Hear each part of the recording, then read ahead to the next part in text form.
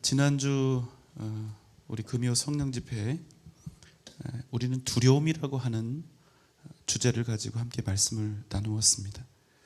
그런데 여러분, 이 두려움과 관련해서 우리가 한 가지 짚고 넘어가야 할 것이 있습니다. 우리는 어린 시절부터 이 두려움에 대한 잘못된 선입견을 또 배우고 들어온 그런 경우가 많습니다. 우리가 보통 두려움을 생각하면 두려움은 부정적이고 나쁜 감정이기 때문에 우리는 어떤 형태로든 이 두려움을 물리쳐야 하고, 이런 두려움을 이겨내기 위해서 우리는 항상 용기를 내야 한다. 두려워하는 사람은 용기가 없는 사람이다. 이런 선입견을 많이들 가져왔습니다. 상당한 시간 동안 이렇게 배우고 또 우리 역시도 가르치다 보니까 우리가 인생에서 만나는 자연스러운 두려움이나 당연한 무서움도 겁쟁이라고 놀림을 받게 되는 일들이 생기는 그런 경우를 봅니다. 이는 진짜 두려워해야 할 일을 만나도 무조건 하나도 무서워하지 않는 것을 용기라고 이렇게 오해하게 만들 수 있는 그런 대목이죠. 그런데 여러분, 사실 두려움은요, 그 자체로 무조건 나쁜 것이 아닙니다. 이 두려움이라는 것도 양면성이 있습니다. 놀랍게도 두려움은 때때로 한 인간을 움직여가는 긍정적인 에너지로 작용하는 일들이 적지 않습니다. 어떤 두려움이 있을 때 그 두려움을 이겨내기 위해서 열심히 노력하고 땀 흘리는 경우, 두려움은 긍정적인 요소가 됩니다. 결국 이런 사람은 두려움을 긍정적으로 사용해서 더 밝고 든든한 미래를 만들어 가게 되는 것이죠. 또 있습니다. 실제로 우리에게 두려움을 줄 만한 어떤 일을 만났을 때 그에 합당한 두려움을 느끼고 만난 그 상황에 대해 합당한 무서움을 느끼는 것은 극히 정상일 뿐만 아니라 때로는 나를 지키는 좋은 도구가 된다는 사실입니다. 만약에 어떤 사람이 직업이 있는데 그 사람의 직업이 불을 다루는 일이라고 한번 가정을 해보시지요. 뜨거운 용광로에서 일하는 노동자들이 많이 있습니다. 그런데 만약 이런 분들이 몇 천도 되는 그 뜨거운 불 앞에서 일하는 그 자신들의 업무에 대해서 전혀 두려운 마음이 없다면 여러분 어떻게 될까요? 얼마 지나지 않아서 그 자리에 다른 사람이 곧 서 있게 될 가능성이 많겠지요. 두려움은요, 여러분, 우리로 하여금 위험을 피하게 하고 더욱 기민하게 하고 또 상황에 대해서 효과적인 대처를 하게 만드는 일들이 많습니다. 두려움이 긍정적으로 작용하게 되면 그 사람의 인생 다양한 영역에서 매우 큰 유익을 주는 것입니다. 그럼 여러분, 우리 믿는 사람에게 정말로 문제가 되는 진짜 두려움은 여러분 어디에서 오는 걸까요? 그것은 단순히 위험하고 힘겹고 어렵고 위태로운 일이 아니라는 겁니다. 우리 믿는 사람에게 있어서 그 무엇보다 무서운 진짜 두려움은 우리의 삶 속에서 살아계신 하나님을 망각하는 두려움입니다. 이스라엘 백성들은 코앞까지 추격한 애굽 군대의 병거들을 보고 이와 같이 소리쳤습니다. 출애굽기 14장 10절로 12절의 말씀입니다. 이스라엘 자손이 심히 두려워하여 여호와께 부르짖고 그들이 또 모세에게 이르되 애굽에 매장지가 없어서 당신이 우리를 이끌어내어 이 광야에서 죽게 하느냐? 어찌하여 당신이 우리를 애굽에서 이끌어내어 우리에게 이같이 하느냐? 우리가 애굽에서 당신에게 이른 말이 이것이 아니냐? 이르기를 우리를 내버려 두라. 우리가 애굽 사람을 섬길 것이라 하지 아니하더냐? 애굽 사람을 섬기는 것이 광야에서 죽는 것보다 낫겠노라. 너무나 두려운 나머지 하나님께 부르짖고 모세에게 노여움 가득한 원망으로 이렇게 외치고 있는 것입니다. 너는 왜 우리를 광야에 끌어내어 죽게 하느냐? 우리가 애굽에 있을 때부터 그냥 우리를 내버려 두라고 그렇게 우리가 하지 않더냐? 우리가 차라리 노예로 살다가 죽겠다 하지 않았느냐? 이런 일이 여러분 어떻게 일어날 수 있습니까? 불과 며칠 전 하나님께서 애굽 땅에서 행하신 모든 그 능력과 기적을 다 망각했기 때문입니다. 하나님 편에서는 아마 이스라엘의 이런 모습들이 기가 막혔을 거예요. 만약 제가 하나님이었다면 저는 그들에게 이렇게 외쳤을 것입니다. 너희는 지난날, 불과 며칠 전이죠, 내가 너희를 위해서 행한 애굽에서의 그 모든 기적들을 다 잊었느냐? 그래, 정말 너희의 마음이 그렇다면 너희가 원하는 대로 다시 애굽으로 돌아가서 애굽 사람들 종살이나 하다 죽으라. 저는 이럴 것 같아요. 그렇지만 하나님께서는 모세를 통해서 이렇게 말씀하셨습니다. 13절 말씀입니다. 모세가 백성에게 이르되 너희는 두려워하지 말고 가만히 서서 여호와께서 오늘 너희를 위하여 행하시는 구원을 보라. 너희가 오늘 본 애굽 사람들을 영원히 다시 보지 아니하리라. 아멘. 여러분, 이 모세의 첫 마디가 무엇입니까? 너희는 두려워하지 말라는 것입니다. 심지어는 아무것도 하지 말고 그저 가만히 서 있으라는 것입니다. 이 애굽의 병사들이 독을 품고 달려오는데 말이지요. 그럼 이스라엘은 그 절박하고도 위태로운 상황 속에서 도대체 무엇을 하라는 것입니까? 더 이상 그 애굽의 병거들 보지 말고 여호와 하나님이 오늘 너희를 위해서 행하시는 그 구원을 보라는 것입니다. 가만히 있으라는 거예요. 하나님께서 지금 이스라엘에게 말씀하시는 것은 오직 이 한 가지라는 겁니다. 애굽의 병사들 앞에 선 이스라엘 백성들에게 아마 지금 수만 가지의 생각들이 교차하고 있을 겁니다. 한번 이 상황에서 나라도 한번 죽도록 도망을 쳐볼까? 그러면 살 수 있을까?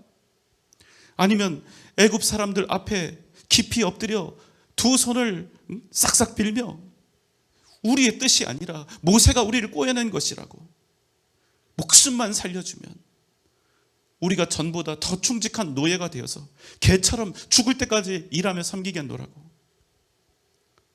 이렇게 목숨을 건 마지막 협상이라도 하고 싶지 않았을까요?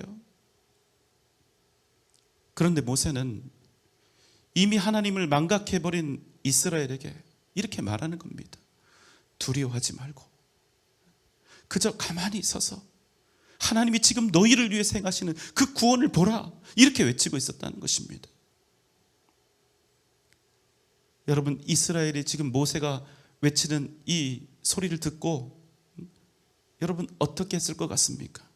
모세의 이 한마디에 이스라엘 백성들의 마음이 믿음으로 확 돌아서서 그렇게 다시 하나님을 바라보게 되었을까요? 아니요, 안 돌아섰습니다. 모세 한마디에 그렇게 정신 차릴 만큼 이스라엘이 지금 제정신이 아니거든요. 그런데 여러분 잘 들어보세요. 정말 재미있는 일은 무엇인 줄 아십니까? 이 시점에서 이스라엘의 마음이 지금 믿음으로 하나님께 돌아오든 아니면 계속해서 하나님을 망각하고 애굽 병사들을 보면서 두려워하든 여러분 그 결과가 똑같다는 거예요. 여러분 어떤 결론인 줄 아십니까? 무조건 그들은 구원을 받는다는 거예요. 무조건 그들은 산다는 겁니다. 왜요? 하나님이 그들을 구원하실 것이기 때문에 아무런 조건 없이. 여러분 이스라엘에게는요 지금 사실상 선택지가 없습니다. 하나님을 망각한 채 끝까지 하나님과 모세를 원망하다가 구원을 받느냐, 아니면 다시 믿음으로 돌이켜 하나님께서 행하시는 그 구원을 바라보면서 구원을 받을 것인가? 무조건 구원 받는 거예요. 왜?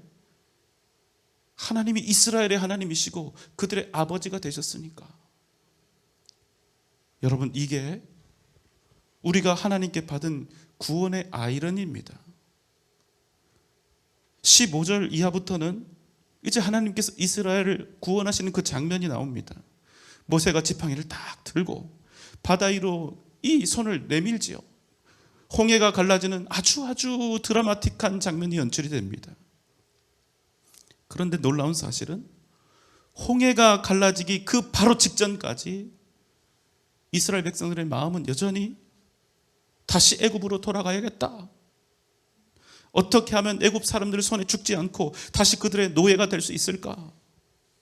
이런 마음으로 분노하면서 혼란스러운 마음으로 두려움에 빠져 있었다는 사실입니다. 그런데 진짜 놀라운 사실은 뭔지 아세요? 그런 마음으로 지금 서 있는 그 이스라엘 백성들을 하나님께서 버리지 아니하시고 그들에게 변함없이 구원의 은혜를 베푸셨다는 사실입니다. 여러분, 이게 하나님이 우리를 위해 행하시는 구원이라는 말씀입니다. 아무런 공로도 없고 자격도 없는 죄인들을 종살이하던 애굽 땅에서 구원해 냈는데 그들은 하나님의 은혜에 대한 최소한의 감사도 최소한의 의리도 없는 거예요. 의리 정도가 아니죠. 그 수많은 기적을 직접 목도하고도 이제 조금만 더 있으면 하나님의 종 모세를 돌로 쳐 죽일 기세입니다. 하지만 여러분, 놀라운 일은 그래도 하나님께서 이 패역한 민족을 끝까지 포기하지 않으시고 그들을 위하여 끊임없이 구원의 역사를 이루어 가신다는 사실입니다. 물론 지금 홍해 앞에 서 있는 이들이 끝까지 믿음으로 서지는 못했어요. 그래서 출애굽 1세대들은 결국 가나안 땅에 들어가지 못하고 광야 40년 동안 다 죽었습니다. 그럼에도 여러분, 결론은 뭔지 아십니까? 비록 약속의 땅, 그 땅 가나안에는 들어가지 못했어도 하나님께서는 그들을 끝까지 당신의 백성, 하나님의 자녀의 그 자리에서 내치지 않았다는 사실입니다. 하나님은 절대로 당신의 백성을 버리지 아니하시기 때문입니다. 여러분, 믿습니까? 이것이 우리를 구원하신 하나님이 우리를 대하시는 가장 기본적인 전제이며 여호와께서 행하시는 구원의 은혜라는 사실입니다. 여러분, 하나님의 구원하심이 특별한 이유가 뭔지 아십니까? 하나님의 택하심에도, 하나님의 그 사랑에도, 하나님의 그 구원하심에도 그 어떤 조건이나 이유가 없다는 것입니다. 무조건적인 선택, 무조건적인 사랑, 조건 없는 구원. 그래서 우리가 어떤 형편 속에 있을지라도, 우리는 흔들리고 우리는 연약하다 할지라도 우리의 구원이 흔들리지 않고 언제나 견고한 것입니다. 그래서 하나님이 우리를 위해 행하시는 그 구원을 우리는 감히 은혜라고 부르는 거예요. 여러분, 아멘입니까? 사랑하는 여러분, 우리가 이 땅을 살아가는 동안 무슨 일을 만난다 할지라도 담대히 세상 앞에 설 수 있는 그 이유가 무엇입니까? 그것은 우리의 존재가 하나님이 행하시는 이 놀라운 구원의 은혜 가운데 있기 때문인 것입니다. 진정한 용기는 무엇이지요? 진정한 용기는 무서움이나 두려움, 이런 감정이 아예 전혀 없는 것이 아닙니다. 진정한 용기는 무엇입니까? 두렵지만, 죽도록 무섭지만, 그럼에도 하나님이 우리를 위해 행하실 그 구원을 신뢰하며 그럼에도 불구하고 하나님의 뜻을 향해 나아가는 것, 여러분, 그것이 진정한 용기라는 사실입니다.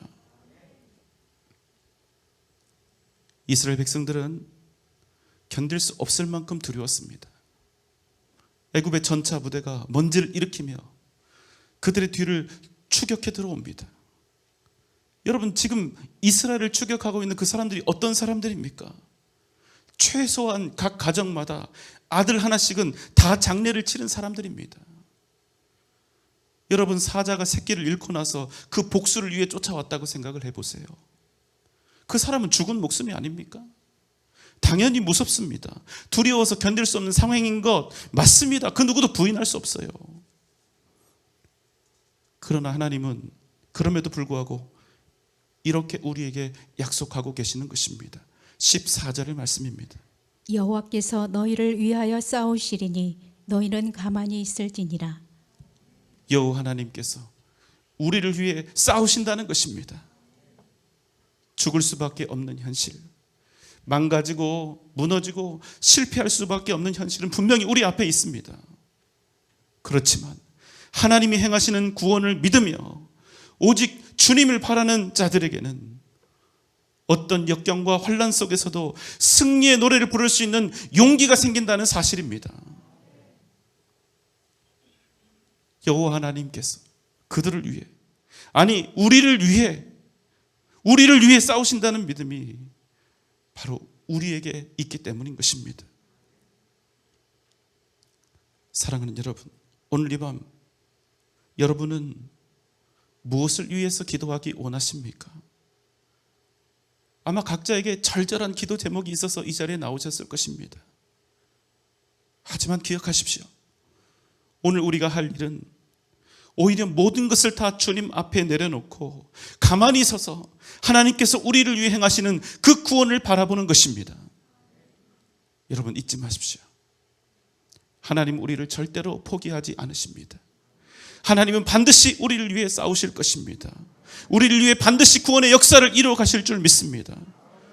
오늘 이 밤 우리를 위해 구원을 행하시는 하나님을 만나시는 은혜, 우리 주님의 선하신 역사하심을 경험하는 복된 은혜가 오늘 시간 저와 여러분 가운데 넘쳐나시기를 주님의 이름으로 축원합니다.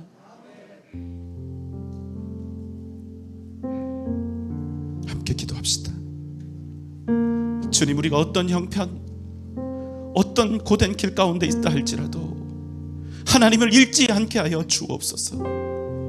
오직 믿음으로 내 모든 것을 주님의 발 앞에 내려놓고 가만히 서서 주님께서 우리를 위해 행하시는 그 구원의 역사를 바라고 기대하는 복된 시간이 되게 하여 주시옵소서. 주님, 우리를 위해 그 능력의 손을 펴시고 그 구원의 역사를 이 시간 이루어 주옵소서. 다 함께 주님 부르며 기도합니다. 주여